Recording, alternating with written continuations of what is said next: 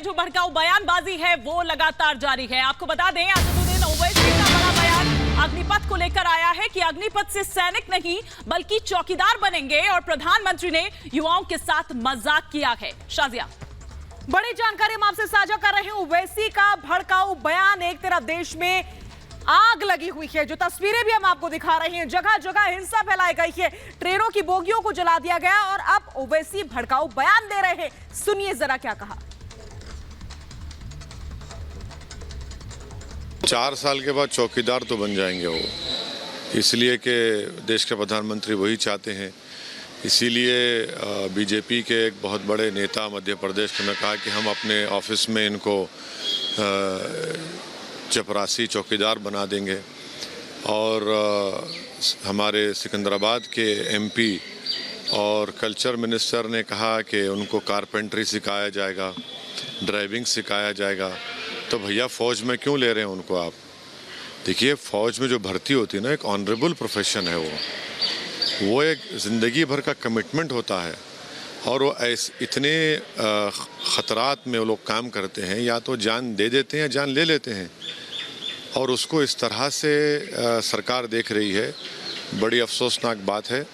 और हम इस बात का कह चुके हैं, अभी भी डिमांड कर रहे हैं कि नरेंद्र मोदी को इस टीओडी की स्कीम को फौरन वापस।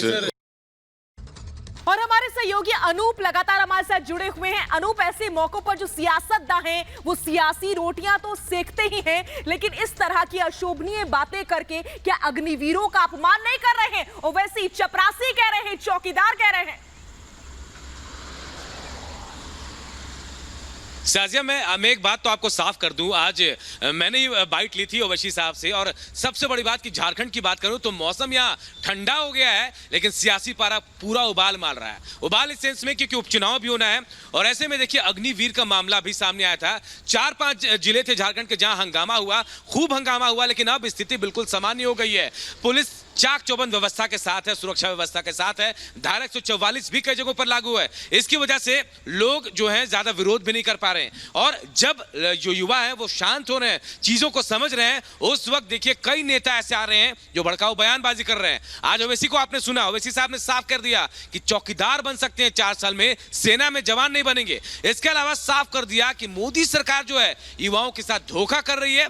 10 लाख रोजगार देने का वादा किया गया था, लेकिन 46,000 रोजगार दिया जा रहा है।